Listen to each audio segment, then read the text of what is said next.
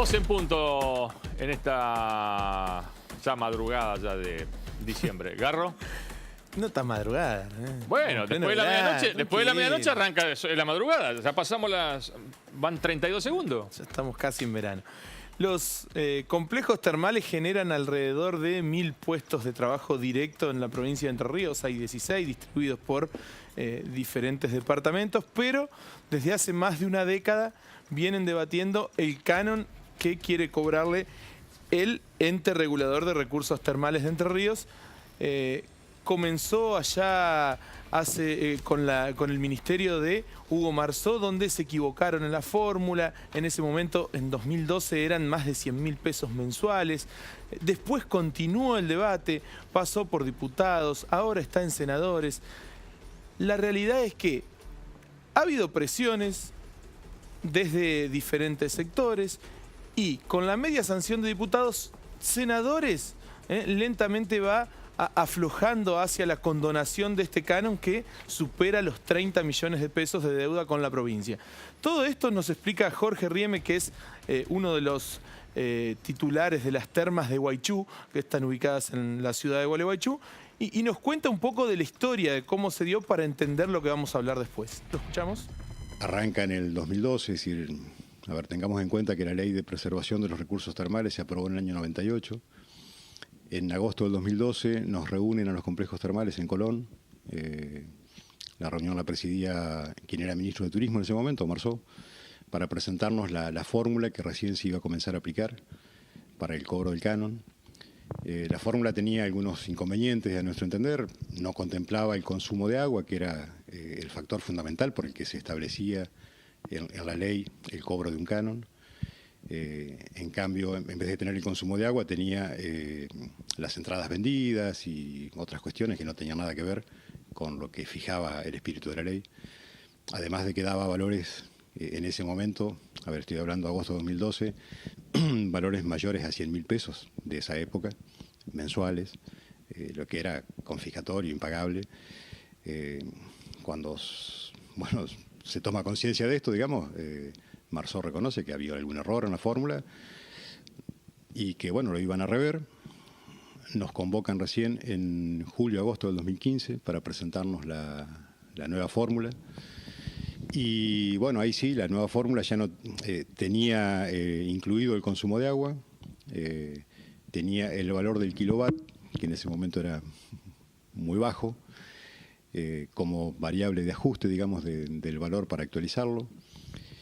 Y en el valor que se establecía mensual estábamos de acuerdo, era un valor razonable.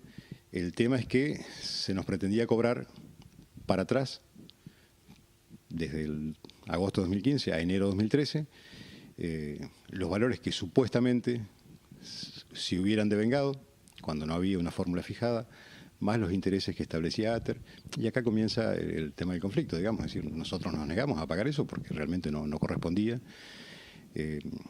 A los pocos meses cambia el gobierno, no se designa inmediatamente un presidente del ente termal, está unos cuantos meses sin presidente designado, lo cual también impedía poder seguir dialogando, y el valor del kilowatt se dispara a las nubes.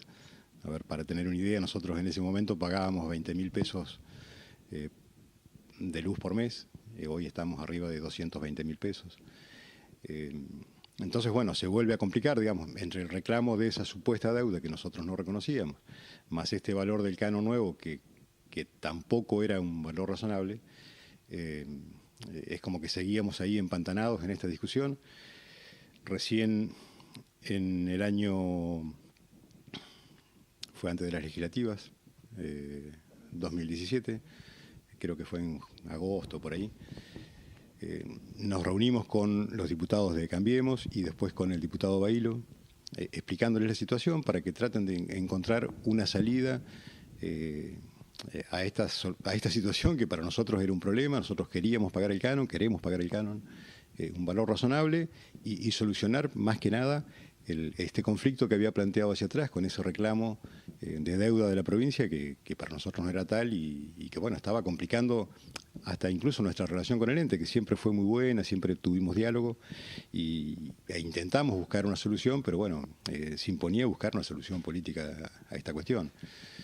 El diputado Bailo lo entendió, que era diputado provincial en ese momento, y él presenta un proyecto de ley, obviamente con el visto bueno del gobernador, para condonar ese reclamo de deuda que había hacia atrás y comenzar con una fórmula nueva a pagar el canon hacia adelante. Se aprueba en diputados, pasa a senadores y bueno, ahí se traba, es donde está todavía.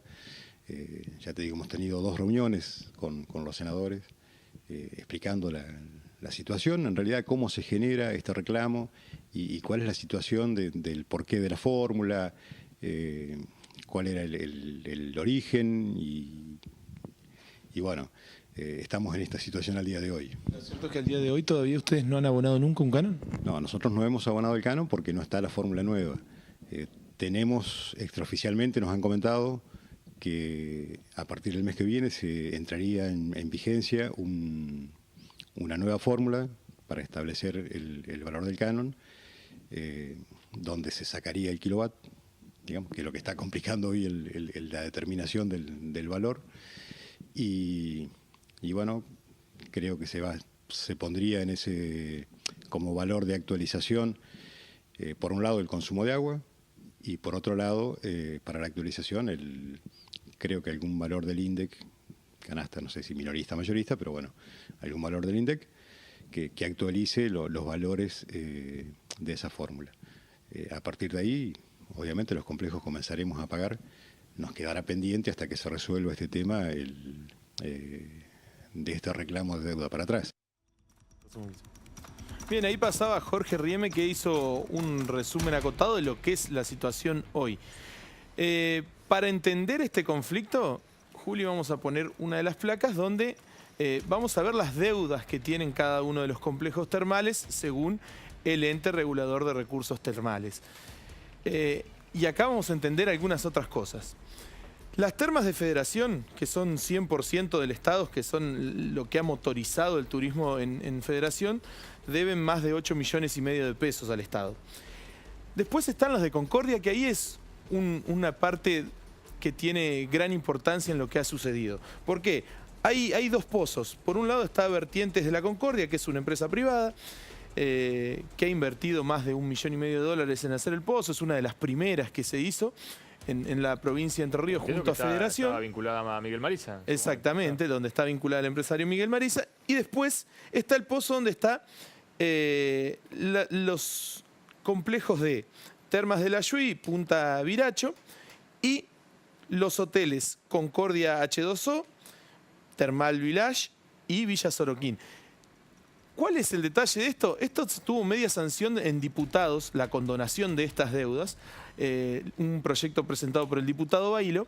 Y si ustedes recuerdan, hace algunos programas atrás, nosotros presentamos un informe de un hotel que estaba en Villa Sorraquín, donde el hotel Taikun, que tenía de vecinos a el Hotel Amansi, de propiedad de José Ostrowski, hoy actualmente en la Casa de Entre Ríos, con vinculaciones con Pedro Báez y con Horacio Bechara. Bueno, curiosamente al diputado se le juntaron las 2 cosas y votó la condonación en el pozo termal que de su propio hotel.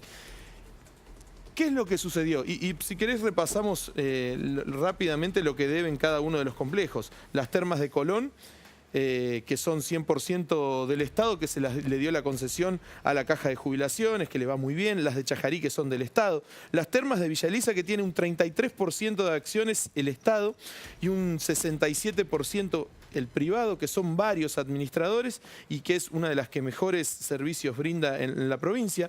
Las termas de San José, que las hizo el Estado, y después en la intendencia de Eduardo Jordán, se las dio a un empresario que tiene diferentes supermercados en San José por varios años, incluso hasta el día de hoy sigue teniendo la concesión. María Grande, que son más de 100 socios, al igual que Victoria del Agua, que es privado, pero que el empresario que tiene el propio hotel del Casino Victoria es quien más ha invertido en las termas. Las de La Paz, que en su momento hizo el pozo el hermano de Alfredo Yabrán, Toto Yabrán, después por conflictos con el municipio se lo expropió y el intendente de Nogueira le sacó y se la dio a la empresa Newtronic. Es una de las que peor les va, a las de La Paz, que ahí está la deuda, que es de poco más de 2 millones de pesos. Las termas del Gualeguaychú, que están ubicadas en Pueblo Belgrano, que es netamente privada, es de la sociedad anónima Complejo Turístico Almeida, donde tienen los hermanos Almeida, tienen el 76% de las acciones y después 4 inversores más tienen el 30%.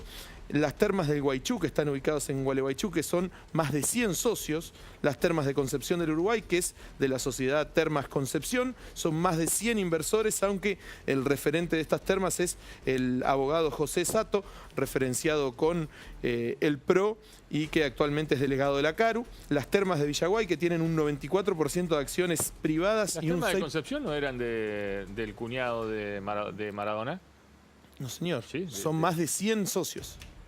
Donde coordina el socio mayoritario y que coordina el directorio es Jorge Sato, el abogado que está referenciado con el PRO, que actualmente es delegado de CARU. Las termas de Basailoazo son proyectos similares. ¿Qué es lo que sucede? La mayoría son entre 50 y 100 socios. No es rentable en cuanto a ingresos para los socios, pero las acciones de estas termas aumentan con el correr de los tiempos. ¿Qué es lo que pasa? En senadores está trabada.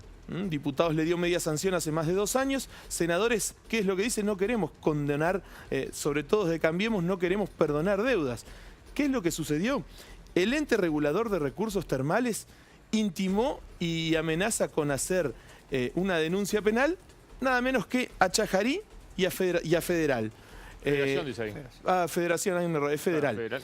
Federación, perdón. Ah, claro. 2 municipios netamente de Cambiemos que automáticamente llamaron a los senadores de Cambiemos y que le dijeron, hey muchachos, hay que aprobar la condonación porque los municipios incluso los amenazan con frenar las cuentas del Estado para cubrir las deudas. Federación debe alrededor de 8 millones de pesos y Chajarí debe poco más de 1.300.000 pesos. Actualmente el bloque de senadores de Cambiemos se encuentra negociando con la ministra Rosario Romero la condonación de las deudas, que finalmente se la darían a los complejos termales, pero entra en disputa el rol que cumple el ente regulador de recursos termales, que funciona, y nadie sabe por qué, en Concepción del Uruguay.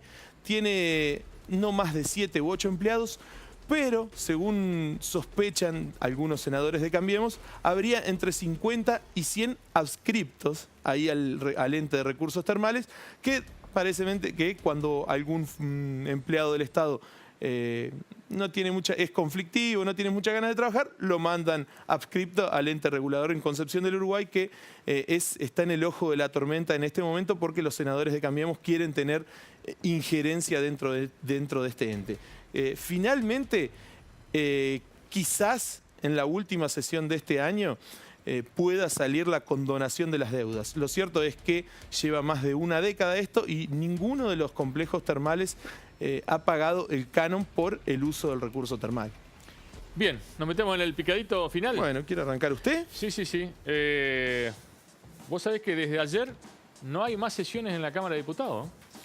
Cerraron la Cámara de Diputados por decisión del bloque mayoritario. Se quería pedir la prórroga de las sesiones ordinarias, pero el diputado Navarro, que preside el bloque, no lo consiguió, no pudo imponer la idea de hacer una nueva sesión, por el cual se abortó la posibilidad de renovar antes de fin de año la presidencia de la Cámara de Diputados, ¿no?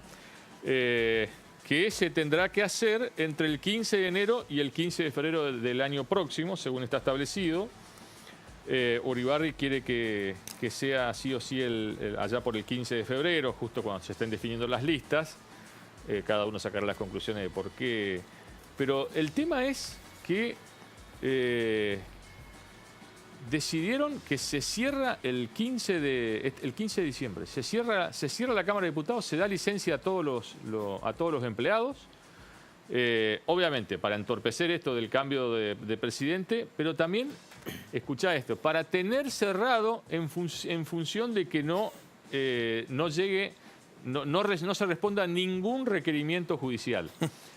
Y obviamente tampoco se va a poder dar entrada en sesión a la presentación que teóricamente debería hacer el abogado Reyardo, después de esta decisión que adoptó hoy el presidente del jurado de enjuiciamiento, el diputado Diego Lara, que rechazó la denuncia contra el procurador en el jury, digamos, y pidió que esto sea trasladado a la Comisión de Juicio Político en la Cámara de Diputados. Pero no va a haber lugar para entrar. Usted, siga. ¿Le parece? Tenemos las imágenes ahí de la inauguración de la primer Casa de Unidad Ciudadana, que fue en la ciudad de Gualeguaychú, donde estuvo el ex gobernador Sergio Uribarri, donde estuvo Julio Solanas. Ahí está inaugurando la Casa Uribarri, que le tuvieron que hacer piecito para llegar a la piola del cartel, junto a Leticia Angerosa. Hubo dos perlitas. Una, el intendente Piaggio, que estaba en la reunión con el gobernador de intendentes justicialistas, mandó una misiva adhiriendo al acto y no podía concluir porque estaba en Paraná junto a su secretario de Desarrollo Social y Salud, Martín Roberto Piaggio, y junto al viceintendente Jorge Maradei. Lo curioso es que Maradei y Martín Roberto Piaggio sí fueron al acto. Todo el piaggismo fue al acto, menos el intendente. Pero estaba Daniel Irigoyen, Leticia Angerosa, y el grueso, el duro de el piaggismo en Gualeguaychú fue al acto de Unidad Ciudadana. ¿Lo vi en imágenes a Melo? Sí, Melo estaba ahí. Ajá, y lo curioso... ¿No era funcionario de Sí, Bordet? señor. Lo más llamativo que causó mucho enojo en los medios de Gualeguaychú fue que Uribarri, al tomar la palabra, dijo: voy a hablar de libertad de expresión. ¿Quién no conoce en Gualeguaychú un periodista o un medio que sea perseguido porque habla mal del gobierno de Cambiemos? A lo cual durante 8 años el gobierno de Uribarri se encargó de perseguir a cuanto medio hablara una coma mal de su gobierno. Si hay algo que se puede en este gobierno de Cambiemos, creo que al menos en la costa del Uruguay, en Gualeguaychú, no ha pasado esto. Pero Uribarri se encargó de hablar, lo cual cayó muy mal en los medios de Gualeguaychú. Bien, ayer se elevó a juicio oral.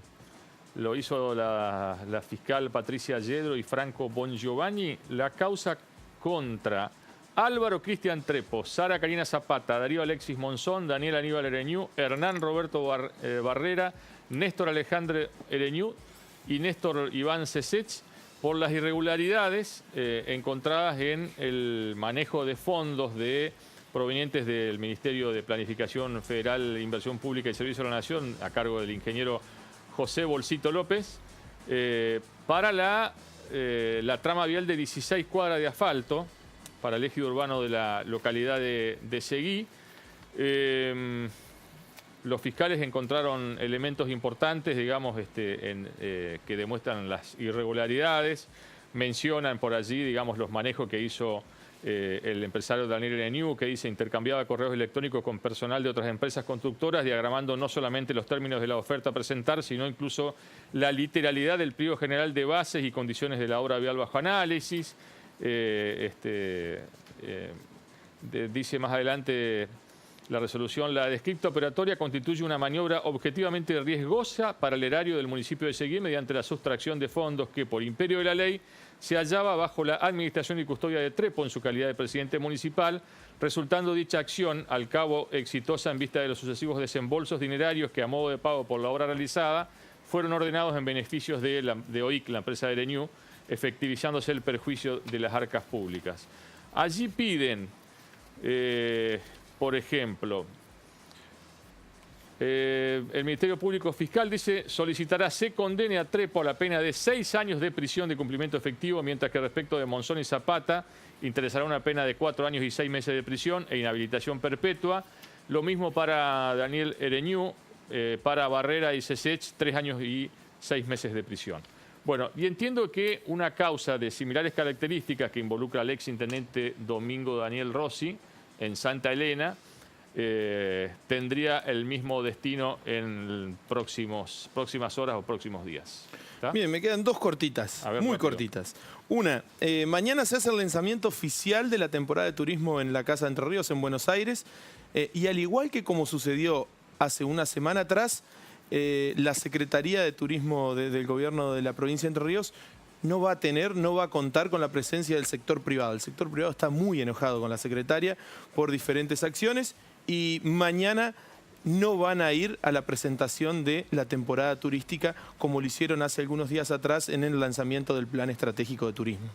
Y la segunda, vamos a ver en pantalla un decreto que lo tiene en su propia oficina el gobernador Gustavo Bordet, que es la reglamentación y la prohibición de la utilización de los fitosanitarios. Todavía no está firmado por el gobernador, pero es lo que solicita el sector agropecuario, que incluso se comprometió el gobernador junto al senador De Angeli y a las entidades como Federación Agraria a modificar esta ley.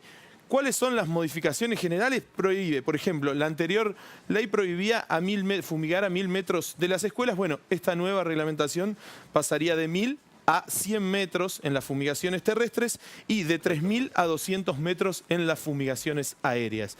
Lo tiene en su despacho, listo para firmar, y es lo que reclaman las entidades agropecuarias. Acota. Brevemente, hasta que no se resuelva la cuestión de fondo, no puede un decreto ir en contra de un fallo judicial. Eso decían desde el Foro Ecologista. Hay que esperar que se resuelve en Corte Suprema después de la apelación. Bien, yo quiero cerrar con parte de un video que me alcanzó la familia de Gabriel Chaussowski, porque ayer miércoles se cumplieron 8 años del fallecimiento del ex camarista de aquí de la Cámara Federal de Paraná, un hombre brillante, probo, realmente un hombre que hizo ejemplo con sus resoluciones, y le hicieron un video, y queremos, aunque sea unos minutos, ponerlo al aire para cerrar este programa como homenaje a la memoria del querido Gabriel. Hasta el miércoles que viene. Participar, porque acá hay mucha gente joven, y de ellos es de quien depende el progreso de todos los trabajos que hemos estado haciendo ya desde hace años.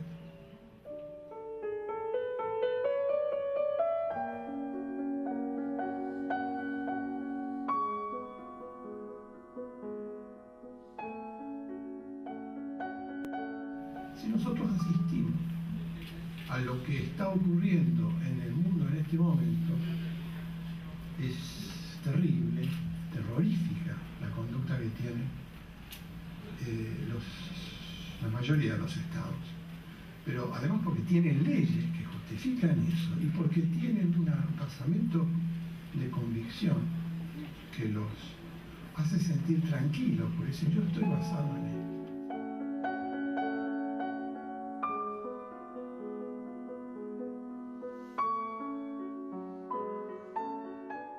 Primero es la noción de soberanía. La noción de soberanía mirada respecto a los inmigrantes, ¿qué quiere decir? Nosotros somos soberanos y acá dejamos entrar, salir y permanecer a quien nosotros decidamos que va a entrar, permanecer o salir. Y la segunda es la noción de mercado, que está ya se mencionó acá, que está tan inserta en la idea de las personas. El mercado lo que produce es una disociación entre los que pueden consumir y los que no pueden consumir, entre los que producen y los que no están en condiciones de producir. Entonces, las reglas de la lógica de la soberanía y de la lógica del mercado establecen que las legislaciones, consecuencia de esta manera de pensar, se ocupen de los que tienen trabajo, de los que son consumidores, y de aquellos a quienes yo decido que pueden entrar o no, y los que no me gustan los expulso. Porque no voy a entrar a discutir la soberanía. Somos un Estado soberano y no voy a entrar a discutir el mercado porque es algo natural que tiene desde toda la vida. De hecho, no debemos olvidarnos que todas las uniones de países comienzan por ser uniones comerciales, de naturaleza comercial. A las personas les interesan un pito, esa es la verdad. Salvo cuando consumen.